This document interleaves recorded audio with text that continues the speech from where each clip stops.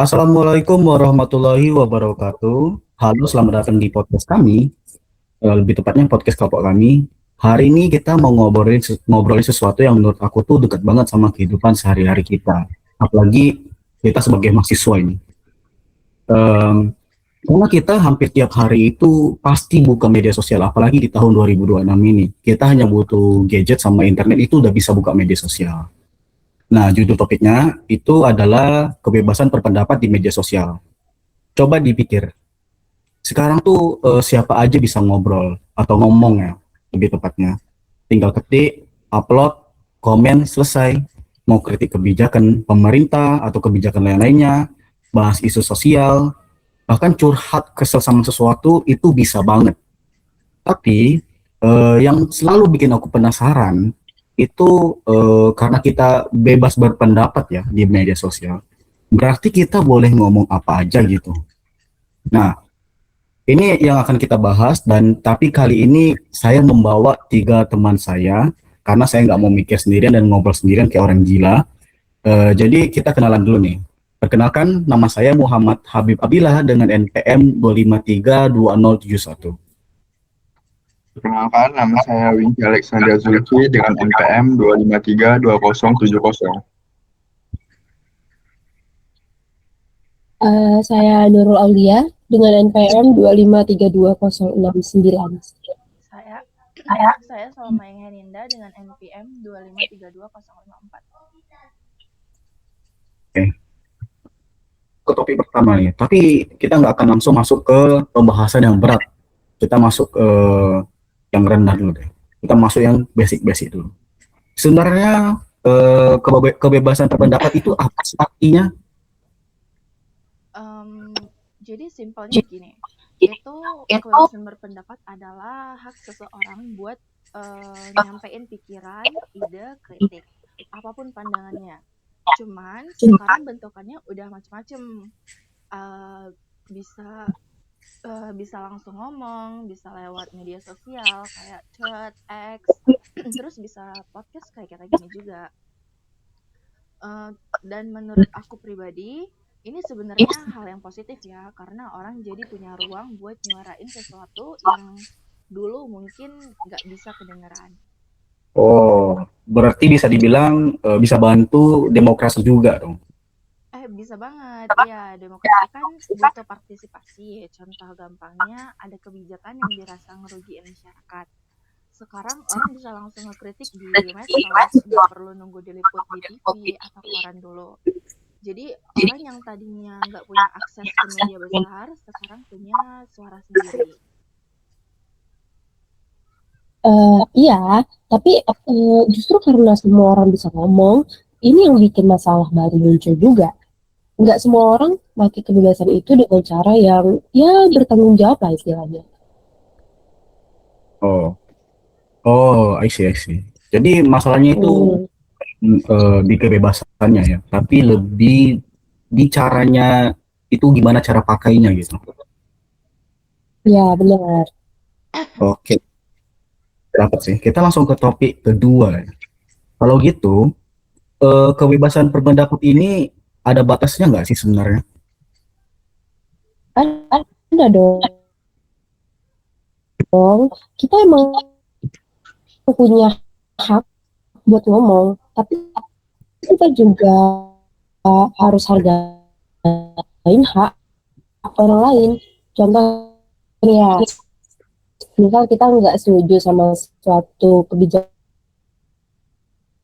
kita, bisa bilang saya nggak setuju sama kebijakan itu, soalnya menurut saya dampaknya bisa nyusahin masyarakat. Nah, itu masih kritik ya, sah-sah aja. Tapi coba bandingin kalau kita bilang, ya yang bikin kebijakan ini emang bego sih, bodoh sih gitu kan. Nah, beda ceritanya itu kan, itu udah geser dan ngefek kebijakan. Jadi, ya orangnya gitu. Berarti intinya kita harus bisa bedain antara kritik ke gagasan sama serangan ke orangnya gitu ya.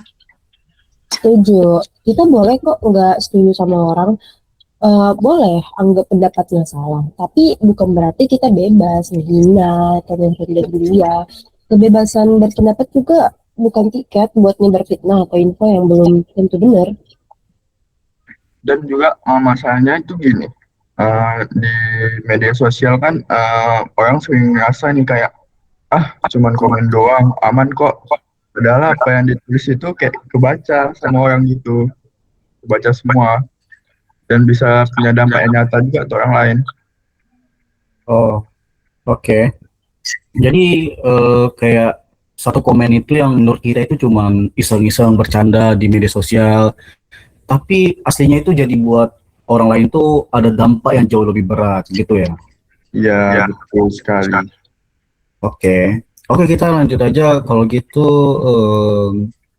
Kalau kita lihat ya di media sosial sekarang ini, masalah apa aja sih yang paling sering kejadian soal di kebebasan berpendapat ini? Mau ini di Instagram, X, Threads, kira-kira apa tuh yang paling sering kejadian soal kebebasan berpendapat ini?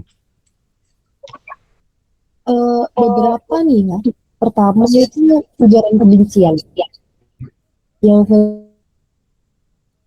kedua itu cyberbullying ya. Terus yang ketiga fitnah dan penyebaran info yang nggak benar. Kalau kita biasa bilang hoax, terus yang keempat ini polarisasi ya, polarisasi. Di mana beda pendapat malah berubah jadi pemecah kelompok, antar kelompok. Nah, soal polarisasi ini aku ngerasa paling kelihatan pas orang lagi bahan isu politik. Kadang orang udah gak mikirin isi argumennya lagi, malah langsung nyerang orang yang beda pilihan.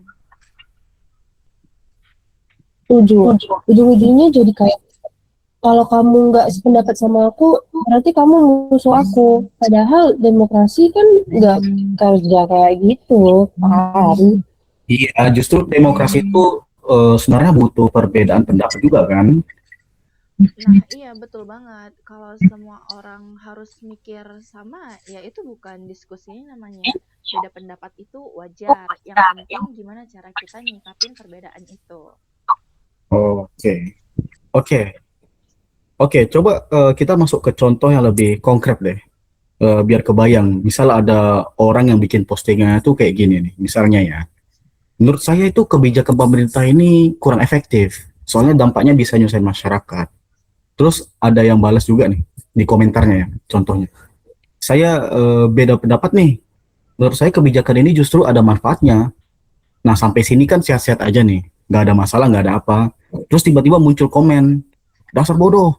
Kalau nggak suka pemerintah berarti nggak cinta Indonesia, anti-anti asing. Nah, ini kan jadi ada dua sudut ya. Yang satu tuh demokrasi berbeda pendapat, dan satu lagi itu menganggap kalau berbeda pendapat itu membenci Indonesia dan gak nasionalisme. Nah, sekarang menurut kalian ini masalahnya di mana, Cuk? Masalahnya itu gini, diskusinya udah geser itu ya. Dari bahas kebijakan jadi nyerang pribadi. Terus kalimat enggak setuju pemerintah, enggak cinta Indonesia, itu juga kesederhanaan yang keliru banget sebenarnya. Iya, benar sih. Soalnya tuh sekarang tuh kritik ke pemerintah itu kan nggak otomatis bisa diartikan anti Indonesia kan. Contohnya sekarang di negara demokrasi, di mana masyarakat justru punya hak untuk kritik kebijakan pemerintah. Malah kritik itu bisa jadi bentuk kepedulian kepada kondisi negara saat ini kan. Jadi kita harus bisa bedain kritik ke pemerintah atau kebijakan. Itu beda sama kebencian ke negara. Maksudnya kayak kita nggak lagi ngekritik kebijakan pemerintah bukan berarti kita benci sama negara kita. Nah itu. Yang penting itu isinya, alasannya, sama gimana cara kita nyampeinnya gitu. Oh, I see. Jadi kesimpulannya yang aku dapat nih ya, beda pendapat itu sebenarnya bukan masalah sih, dan aslinya bukan masalah kalau beda pendapat. Yang jadi masalah itu kalau pendapatannya ya, perbedaan, Ya, betul. udah berubah jadi serangan pribadi sama kebencian, kalau udah personal. Oke, kita next saja ya dengan topik kelima kali ini, yaitu sekarang kita masuk ke bagian yang emang nyambung langsung sama mata kuliah kita ini, kewarganegaraan. Gimana sih kebebasan berpendapat di media sosial ini bisa dikaitkan dengan antara 5 Pancasila kita? Kalau menurut aku ya, itu ada beberapa sila yang sesuai banget. Kayak yang pertama itu sila kedua, yang kemanusiaan, yang adil dan beradab. Itu intinya itu kayak pas kita nyampain pendapat kita juga tetap harus ngehargain orang lain sebagai manusia. Jadi walaupun beda pendapat, itu bukan alasan kita buat ngehina atau mempermalukan orang itu. Terus ada juga sila ketiga Persatuan Indonesia. Medsos itu memperbesar perpecahan, sila ketiga yaitu Persatuan Indonesia. Medsos itu seharusnya bukan tempat untuk memperbesar perpecahan. Cuman gara-gara beda pendapat gitu. Kita bisa aja beda pandangan politik, beda pilihan, beda pendapat soal suatu isu, tapi tetap masih menjadi satu masyarakat, satu bangsa. Nah, ada lagi nih satu, sila keempat, yaitu yang nekenin soal musyawarah dan kebijaksanaan. Kalau di konteks medsos, ini bisa diterapin dengan cara kita diskusi pakai alasan, bukan emosi. Jadi kayak cuman ngomong-ngomong yang baik gitu. Jadi kalau kita nggak setuju sama orang itu, ya jelasin kenapa kita nggak setuju, bukan malah kayak personal kayak tadi yang dijelasin ke topik sebelumnya. Oh, berarti Pancasila itu bukan berarti semua orang harus mikir sama ya? Bukan dong, justru bukan itu maksudnya. Soalnya itu Pancasila itu lebih ke jadi pedoman supaya perbedaan nggak merubah jadi permusuhan. Jadi kita bisa saling menghargai. Oke, perbedaan nggak berubah jadi permusuhan, itu poin pentingnya ya. Ya, Oke, terus praktisnya nih ya, apa aja sih yang kita bisa lakuin sebagai pengguna medsos ya?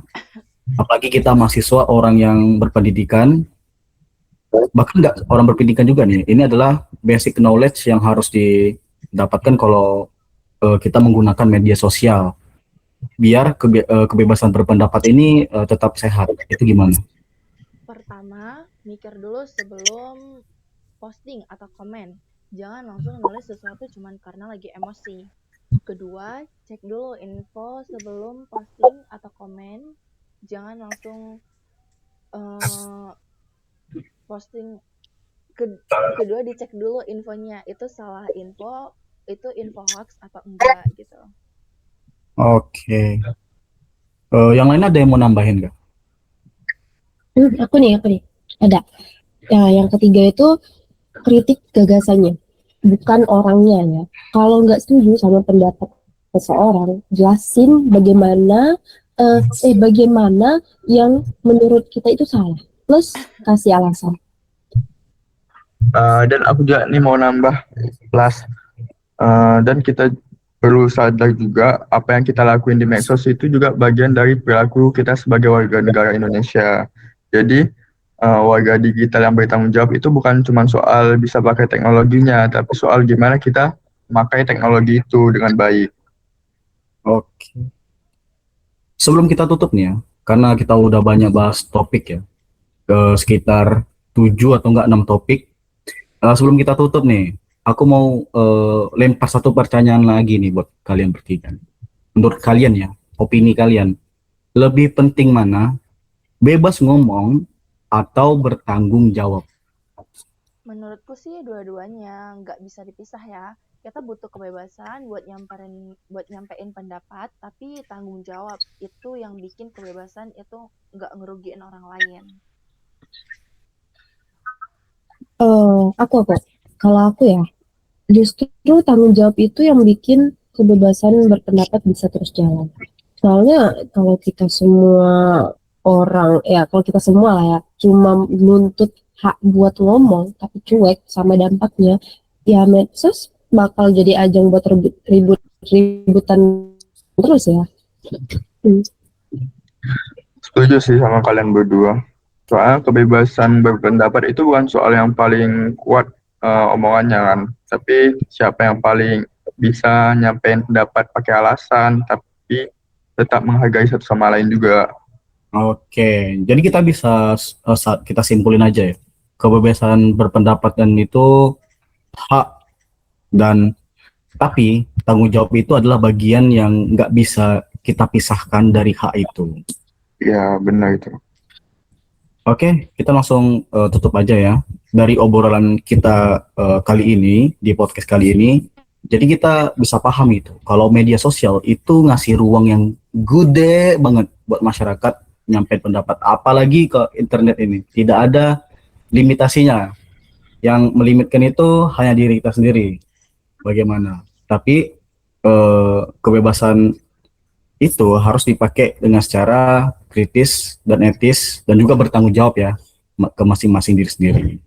Kita boleh berbeda pendapat, kita boleh mengkritik, tapi kalau nggak setuju, kita nggak harus saling menghina cuman karena kita punya pandangan yang lain gitu. Karena berbeda pendapat bukan berarti kita musuhan.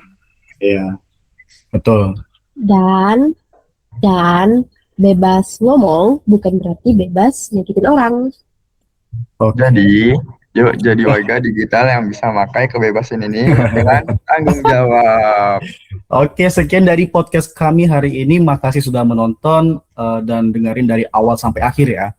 Kalau kami ada salah atau salah kata, silakan komen dan jangan lupa like ya. Kami akhiri dari podcast kami kali ini. Assalamualaikum warahmatullahi wabarakatuh. Selamat pagi, siang, sore, dan malam. Kami tutup.